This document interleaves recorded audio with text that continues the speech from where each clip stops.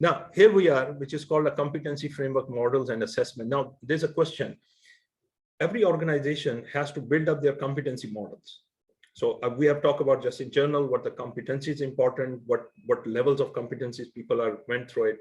Now the question is how we build upon those competencies and what are the different ways and means in which it is can be done. Now the first thing when we talk about competency is just stay in the heart of the talent management. Now imagine that competency is like a heart in the system. Now what is happening?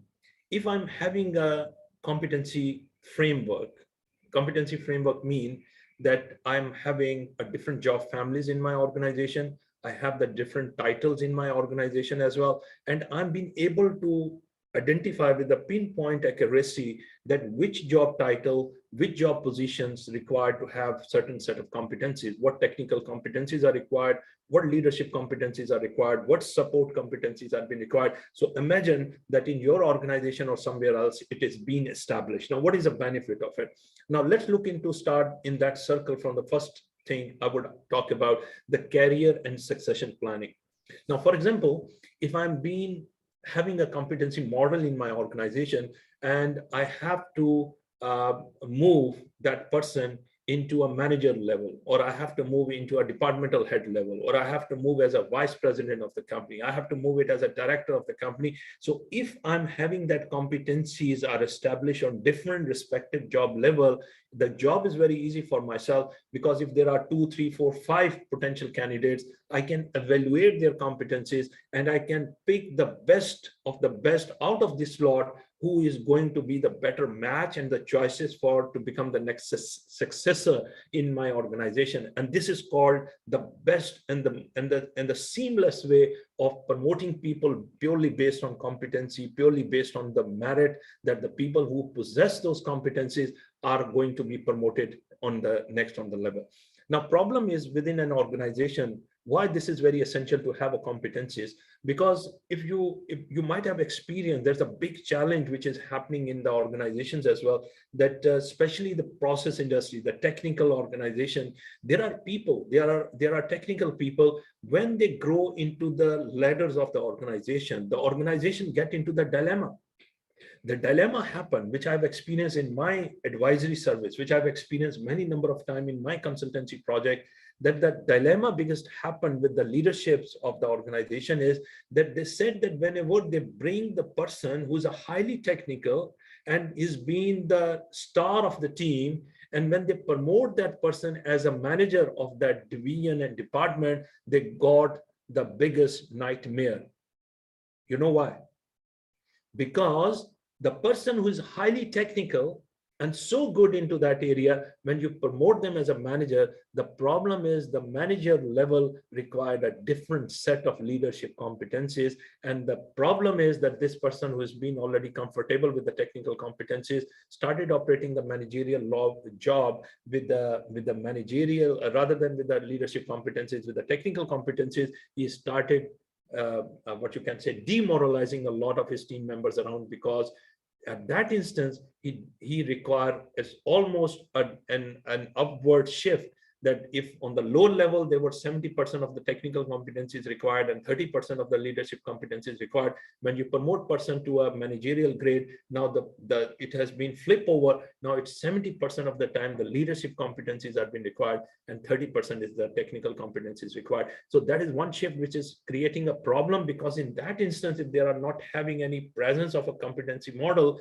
the people didn't know which way to go, and that also frustrated those technical people as well. And many of the time that when I was been conducting the engagement exercises with many of the professional, they said that they don't want to get promoted into the admin cadre of the organization, because they feel like that their acumen is more on the technical side. So in that instance, you can create your technical career ladders as well. Technical career ladders always happen into a Y shape. So for example, if some of the person who's been highly technically competent don't want to become a manager or a VP in a department, but want to get a growth in the organization, then there is a parallel structure which is called a technical career ladder, in which that person can get a promotion according to the technical authority or the expert in that area. And that is the level of that mastery which I have talk to you that in every organization, when you grow into that level, you actually attain the mastery level. So now you have looked into the career and succession planning process. The second thing, when we look around, which is a big issue with the organization, when they talk about their learning and development needs. Now, what is the situation happen?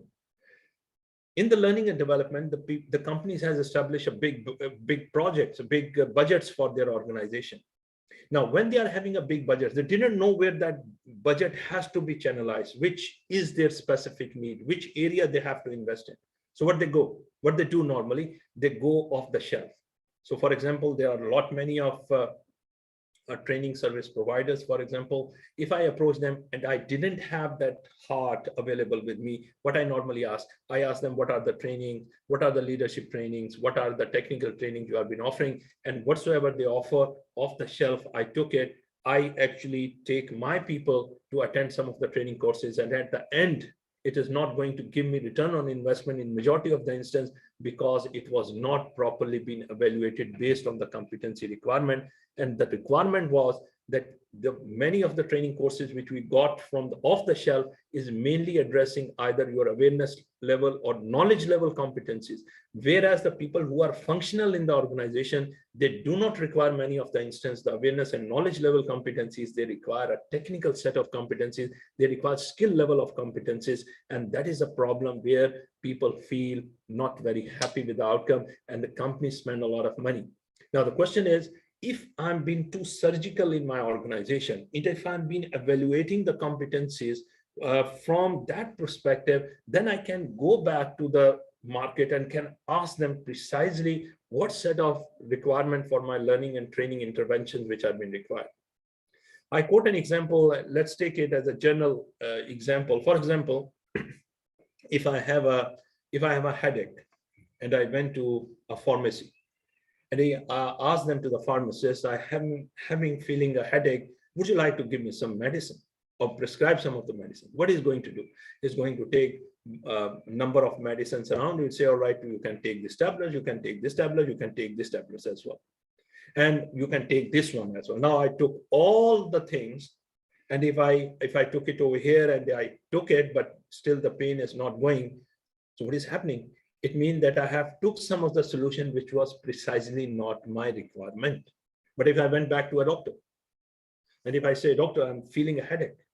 Now, if the doctor is not going to prescribe me medicine at that instant, might be he will ask me, okay, you go and do some of the checks and things like that. Once he's going to take those, the medical reports, etc., then he identify what precisely is the root cause analysis, then he prescribed me some of the medicine. And that medicine, when I go for the pharmacy, and if I took this medicine, there is a likely chances that I will be recovered because it is pinpoint accuracy related to my competency, related to my issue.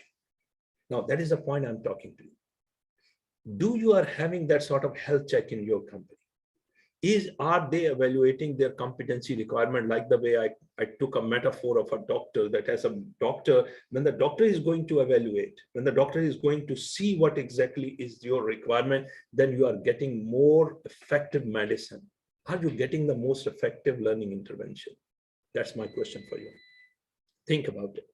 Now, the third thing is the performance management. Can you do a performance evaluation without having a strong competency base, having a strong competency models at your end? Can you do that? Answer is absolutely not. Because when we talk about competency, competency is the ability of the individual based on that position. Because I mean, always the competencies are being established based on the job requirement, the job titles. And then you put the person matching according to that job title into that position. Now, when that person is doing the job, the one thing is whether the person has the ability to perform the job. This is a question of competency. Whether a person is possessing those competencies which are required to do the job, this is a question of competency. Now, whether person is performing according to their ability, which is being established according to the competency, whether that performing according to that ability, that's a different subject. So for example, I'm highly skilled, and I'm attaining mastery in certain area, but my results are pathetic. So if you look into my profile, I'm good in it. I'm having a lot of my credentials, blah, blah, blah, but my results are pathetic. It means I'm not utilizing my ability up to the fullest. This is a question of performance management. Now, if you are having a clarity about it, what competencies are being required, and then you can evaluate that whether this person has been doing the right performance or not. Then another thing is the resource utilization. Another challenge in the organizations are that there are lot many competencies. There is a lot of what you can say the knowledge base exists within an organization. A lot of internal people who attain a mastery in certain area of competencies. But the problem is because they are not spotted very well. So what has been the situation which has been happening because they are not spotted well, even for the same set of issues or the challenges, we might have to brought people from outside because we are not being aware of that we are having an in-house availability of those competencies which are being evaluated because there is no framework which exists. So because it doesn't exist, it means that we are underutilizing our resources. We have some of the people who can do a smart job, but because of the absence of certain competencies and evaluation and assessment, we are not being able to actually utilize them to the fullest. And this is the biggest loss for the organization as a whole. Then you talk about the recruitment part. I quote an example from the book Good to Great by Jim Collins. Beautiful statement he has highlighted. He said that organization is like a bus. First, you have to ensure you have to bring the right people inside the bus, mean the right people with the right competencies inside the organization. You have to take the people, the wrong people outside the bus, the people which are mismatched competencies or they are not competent, took them out of the bus. Then what you do? Then look into the right people inside the bus and put them into the right seats. Mean you have to place them into the right jobs which they are being meant for. And then you have the smooth journey ahead. The problem is inside the organization when we put the wrong people inside the bus, or we have a mixed match of right and wrong competencies, right, wrong people around, and we put them into the wrong seats, there's always a chaos situation happen inside the company. And this is the biggest problem which happened inside the organization. He has highlighted very good one interesting part. He said when you are being very clear about what competence is required and you hired A-star people in your company, when they will reach to the level of those decision to hire the people, they are going to hire the people who are category A. But if you will hire the category B people inside the company, when they got the chance on the level of decision, what competencies, what level they are going to achieve, they are going to hire the category C people. And if there are category C people, they are going to hire a category D people. And that is a deterioration started happening. So important aspect when we talk about, and this is the biggest challenge everywhere, that right competencies is very hard to get. And that is also a dilemma when we talk about, there is a big shift in our region. There's a big issues has been happening, especially in the region Middle East, when we talk about that we have a mix of expat community and we are having a local community. You know, the bigger challenge what has been happening, because these expats which used to work with the organization over an extended period in time, of course there is a day of retirement, and once they retire, the biggest problem happened with them that once they retire, they take along with the beautiful inventory of their experiences along with them, that tacit knowledge that goes along with them. Why? Because there was no mechanism put in place to ensure that what set of mechanism has to be ensured that we are being able to retain those specific competencies within the organization before they get retired. This is a question of knowledge management. Can we do a knowledge management without having an identified set of competencies? Answer is no.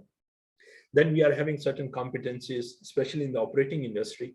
We need to establish some sort of certification. For example, highly technical jobs. If you talk about a technical job, for example, a boiler engineer, they need to have certain certification. For example, X-ray weld, they need to have certain certification, and that certification had certain validity period.